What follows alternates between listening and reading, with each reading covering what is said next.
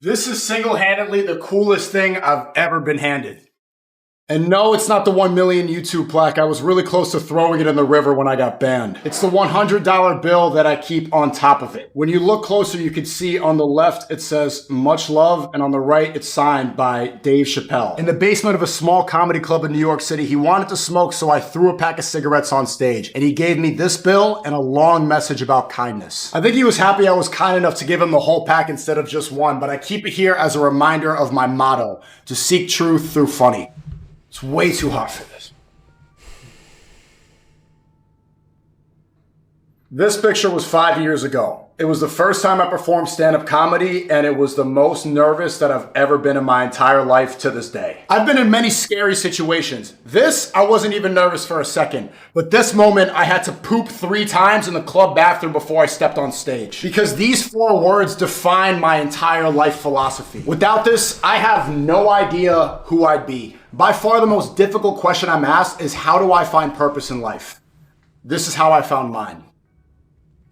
I grew up during the most self-aware period in human history. Traditionally, your environment dictates who you are before you even reach the age of self-discovery. But my generation was the first one where the environment was social media. Previous generations could find themselves tripping LSD at a music festival. But we were the first ones where algorithms told us who we were before maturity even had a chance. The reason I was pooping so much here and this bill was so cool was stand-up comedy was the first outlet I found to teach me to think for myself. Without stand-up comedy, I would have never found what I wanted in life at such an early age.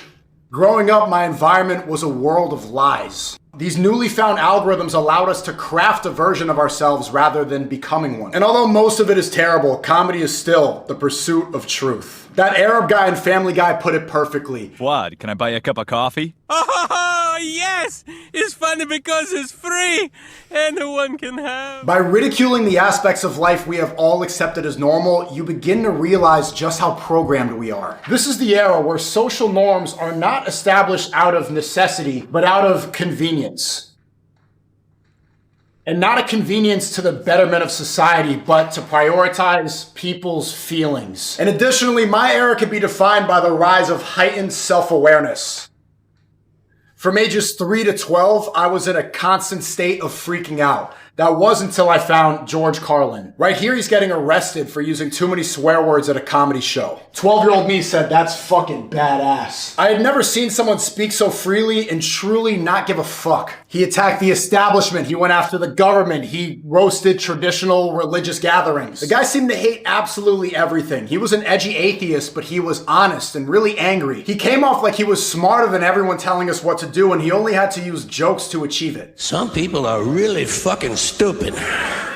Before George Carlin, I studied hard for all my exams, and afterwards, I cheated because school was a scam. How would I let these cops in uniforms tell me what to do? Then George Carlin became a little preachy, and I found Louis C.K.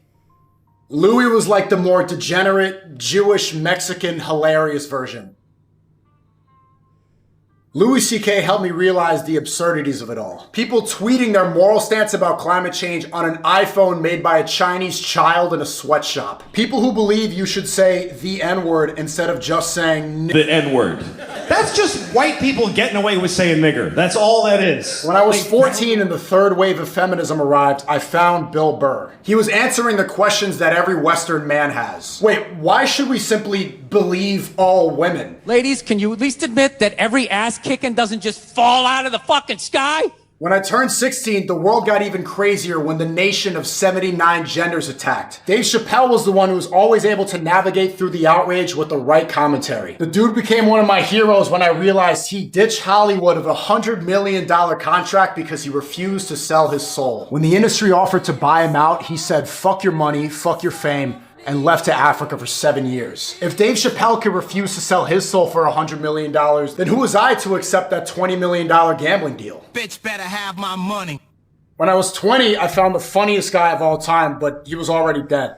His name is Patrice O'Neal. Patrice O'Neal said what every man felt but had no idea how to articulate. He died 10 years before I found him, but I still listen to every single bit of media that's ever posted on the internet of Patrice. But still, one of my favorite moments of his isn't even comedy. It's when he went on national TV to defend a white man who made a joke about a black woman being a nappy-headed hoe. I know that cracker didn't say nappy-headed hoe. Patrice O'Neal was fat, and he called himself ugly, but his existence was proof that the most authentic person is who captivates the room. He was the funniest comedian of all time because it wasn't just jokes to him. Comedy was a philosophy. There was something more important going on than just making people laugh. It was about removing all the layers of bullshit to be perfectly honest. Comedy is how I learned to remove all those layers of bullshit. Growing up feeling like I never fit in, going to school with kids with money who dressed in salmon shorts and Sperry's, with that fakeness that every Asian American has at one point where they try to blend in undercover with white people. But while you're undercover realizing, hey kid, you're also black. Everything felt awkward. I wouldn't walk into school, I would move my right leg and then my left leg individually, right, left. Right. Stand-up comedy was the process of unlearning all that programming, being 6 years old in the grocery store and seeing two gay men kiss and their beards interlocking, me going, ew, no, don't say that, don't think that. Altering your honest feelings just to fit into society, changing who you are to be a good person. That's not gross.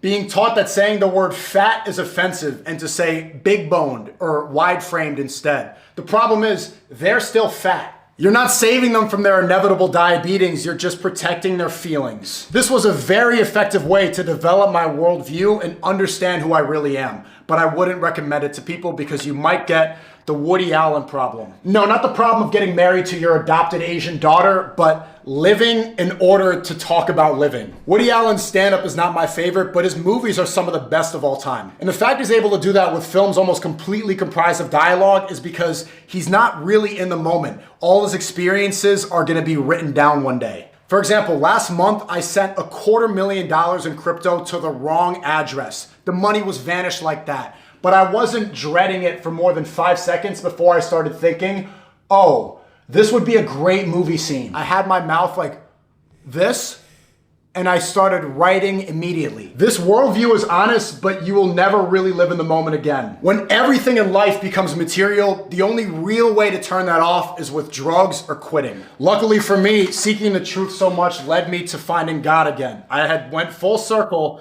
from the atheist, edgy George Carlin days to somebody with really strong faith. One day, you're just laughing at jokes from George Carlin about how absurd it is that people ever go to war.